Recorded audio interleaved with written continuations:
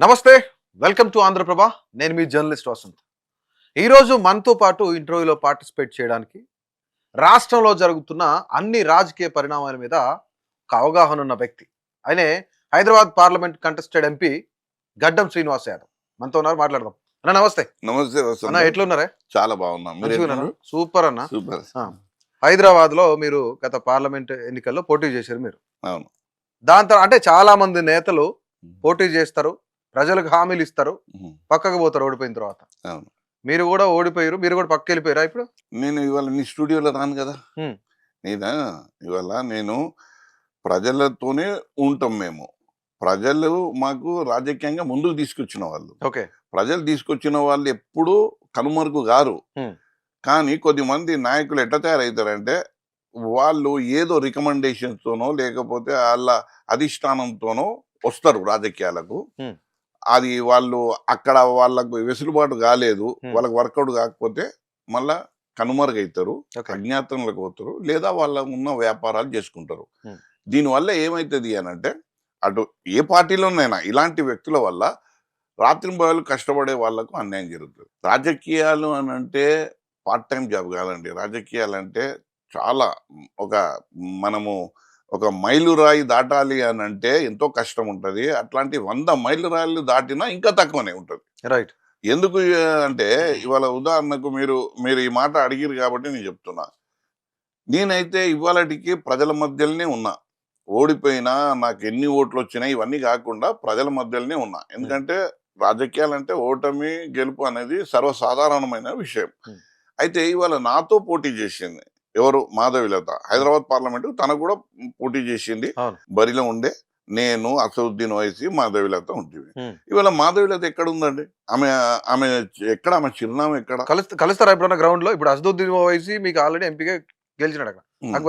అవును. అసదుద్దీన్ ఓవైసీ గెలిచినాడు. గెలిచిన తర్వాత నేను గ్రౌండ్ లో ఉంటున్నా అని చెప్తున్నారు. మరి అవును, మీరు గ్రౌండ్ లో తిరిగితే మాధవిలత కూడా మీతో పాటు కనిపిస్తా ఉందా ఎప్పుడన్నా? ఎక్కడ లేదు. నేనేమంటున్నారు కన్నా, ఇప్పుడు రాజకీయాలు చేసేటప్పుడు చేస్తాం. ప్రజలకి ఒక మేలు జరగాలంటే అందరం చేస్తాం.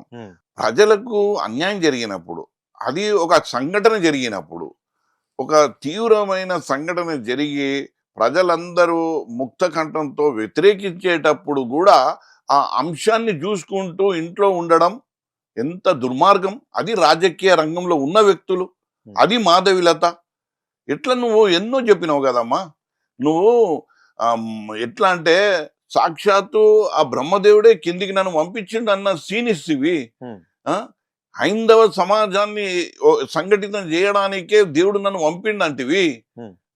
ఇవాళ ఒక హిందూ అమ్మాయికి అన్యాయం జరిగితే, ఈ యొక్క హిందూ అమ్మాయి పైన అత్యాచారం జరిగితే నీ గొంతు ఎందుకు మూగపోయింది మాధవిలత? ఎక్కడ ఏ ధర్మంలో చెప్పింది? ఎవరి గురించి మాట్లాడుతున్నా? నేను భగీరథ్ గురించి మాట్లాడుతున్నా, సంజయ్ వాళ్ళ అబ్బాయి గురించి మాట్లాడుతున్నా, ఆయన చేసిన అరాచకం గురించి మాట్లాడుతున్నా, ఆయన చేసినటువంటి అత్యాచారం గురించి మాట్లాడుతున్నా. ఇవాళ దేశం లోపల మొత్తం ప్రపంచం కోడై కూస్తున్నది. నువ్వు ఆ పార్టీకి చెందిన దానివి, ధర్మాన్ని రక్షించాలని వచ్చిన అన్నదానివి, హిందుత్వం గురించి నాకు తెలిసినంతగా ఎవరికి తెలియదు అని చెప్పిన దానివి. మరి ఇవాళ ఒక హిందూ అమ్మాయి, ఆమె ఒక హిందూ బిడ్డే, ఒక బాలిక, ఒక మైనర్ బాలిక, నువ్వు ఆమె మీద అత్యాచారం జరిగితే నువ్వు ఇవాళ పేపర్లను టీవీలను చూసి బుర్కా వేసుకొని తిరుగుతున్నవే. బయట రాలే ఎప్పుడు? ఆమె వస్తున్నది, బుర్కా వేసుకొని వస్తున్నది. నేను ఖచ్చితంగా చెప్తున్నా, పెద్ద పెద్ద మాటలు మాట్లాడదు కాదండి రాజకీయాలంటే.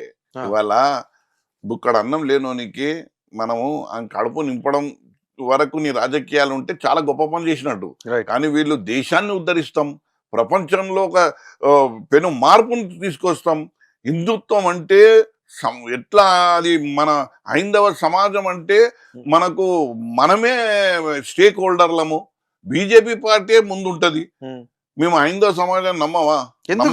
ఎందుకు ప్రధానంగా బీజేపీని మీరు టార్గెట్ చేస్తున్నారు చెప్పండి? ఇవాళ మోసపూరితమైనటువంటి రాజకీయాలు, అధర్మమైన రాజకీయాలు, నీచమైన రాజకీయాలు, కరుడు గట్టిన ఏంది అని అంటే ద్రోహం చేసే వ్యక్తుల యొక్క రాజకీయాలు చేసేదే బీజేపీ వాళ్ళు. అరే, మీరు ఇన్ని చెప్తున్నారు. ఈ రోజు దేశాన్ని అతిపెద్ద ఆర్థిక శక్తిగా తీసుకెళ్లడానికి కృషి చేస్తుంది మోదీ అని చెప్తున్నారు. మోదీ విశ్వగురు అని చెప్తున్నారు. ఈ రోజు బీజేపీ చేసే అభివృద్ధి కాంగ్రెస్ పార్టీ చేయలేదు.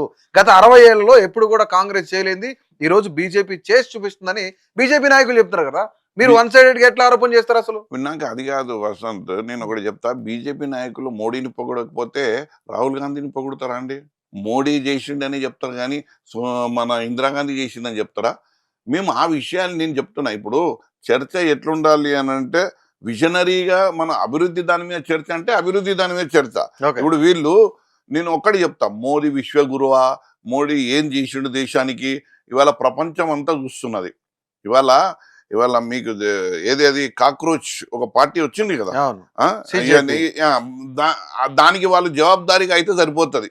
వీళ్ళు మీరు కాక్రోచ్ పార్టీ గురించి, కాక్రోచ్ పార్టీలో దాదాపు 40% మంది బంగ్లాదేశీయులు ముస్లింలే ఉన్నారని చెప్తున్నారు కదా.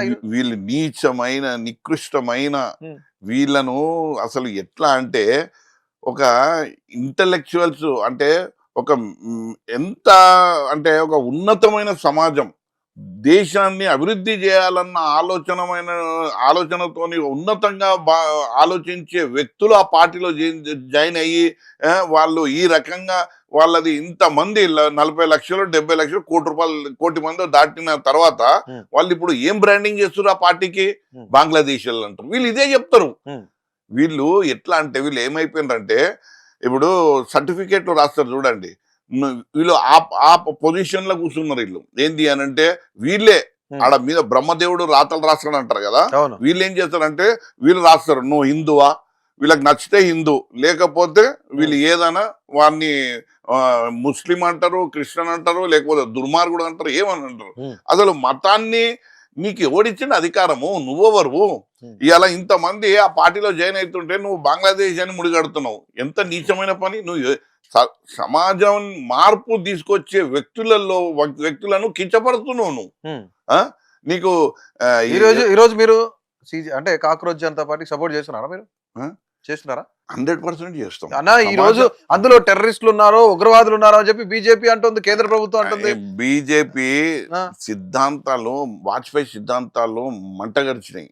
ఇవాళ వాజ్పేయి సిద్ధాంతాలను కలరాసిండ్రు. ఇవాళ వ్యక్తి పూజకు వీళ్ళు సిద్ధమైనరు. వ్యక్తి పూజ అంటే నువ్వు అనొచ్చు, ఎవరన్నా వ్యక్తి పూజ. నేను ఒకటే చెప్తున్నా, వీళ్ళ సిద్ధాంతాలు ఏముండే, రాష్ట్రవాద్ పైలా, దేశం మాకు ముఖ్యం, వ్యక్తి కాదు దేశం ముఖ్యం. ఇవాళ వీళ్ళు రాతలు ఏమైపోయినాయి, వీళ్ళ ఆలోచనలు ఎట్లున్నాయి?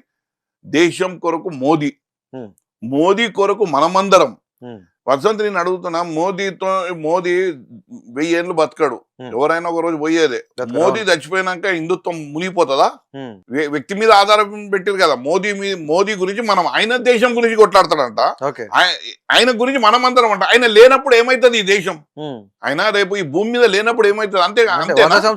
అంటే ఇప్పుడు మాకు 10 ఏళ్ల తర్వాత ఈ భూమిని మొత్తము మంట కలిపేసేదేనా హిందుత్వం? ఈ భారతదేశం మునిగిపోతుందా?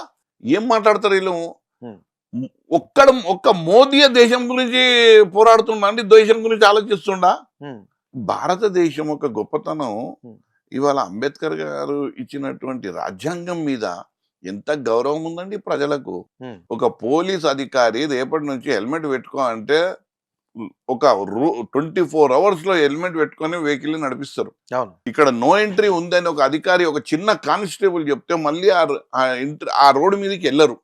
ఇంత బ్యూటిఫుల్ రాజ్యాంగం మీద మేము బతుకుతున్నాం. అదే చెప్తున్నాం, రాజ్యాంగాన్ని కాపాడుకోవాలి. వీళ్ళు మంట కలుపుతున్నారు బీజేపీ. మీరేమో చాలా మోదీ గురించి తక్కువ చేసి మాట్లాడుతున్నారు. తక్కువ చెప్తున్నా, మోదీ కనుక లేకపోతే నా దేశం ఏమైతుంది?